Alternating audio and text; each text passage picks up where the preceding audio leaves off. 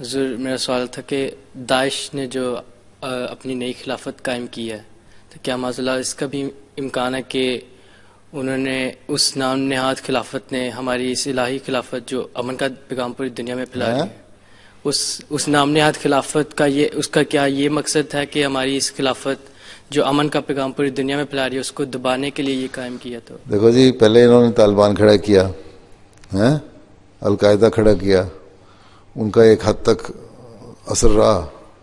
تو میرے نزدیک تو انہوں نے سمجھا کہ خلافت کے نام پہ اگر ہم جو کھڑا کریں گے نا کسی گروپ کو، تو وہ شاید مسلمانوں کو زیادہ اٹریکٹ کرنے والا ہو، اور کر بھی رہا ہے ایک حد تک، اور اس سے ہم زیادہ اپنے مقاصد حاصل کر سکتے ہیں. لیکن مسئلہ یہ پیدا ہو گیا کہ وہ خود ان میں سے بھی سرفرے ہوتے ہیں نا، وہ خود ان کے خلاف ہو گیا. اب وہ جو ابو بکر بغدادی صاحب تھے جو ان کے خلیفہ کہلاتے ہیں، کہیں نظر ہی نہیں آتے، ایک دفعہ پبلک میں آیا اس کے بعد غائب ہو گیا. میرے خیال میں تو ویسے ہی ختم ہو چکا ہوا، مر چکا ہوا، اس کا نام استعمال ہو رہا ہے. اور وہ دہشت جو ہے نا داعش یا ISIS کی، وہ اس کے نام پہ سارا کام ہو رہا ہے. کبھی وہ لیبیا میں پھیل گئی، کبھی وہ سیریا میں چلی گئی، کبھی جارڈن کے کچھ علاقے میں آ گئی، یا عراق میں اسی علاقے میں کچھ ہو گئی. تو وہ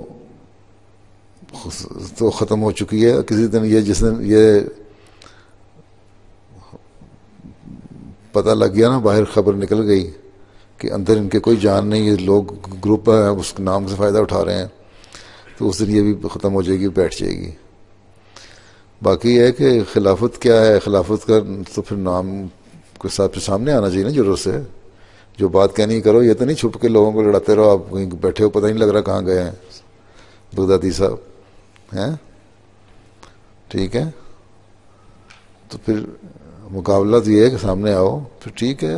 دنیا میں تو یہ ہوتا ہے، زندگی موت تو اللہ کے ہاتھ میں ہے، لیکن حقیقت تو بیان کرنی چاہیے نا پھر دنیا کے سامنے.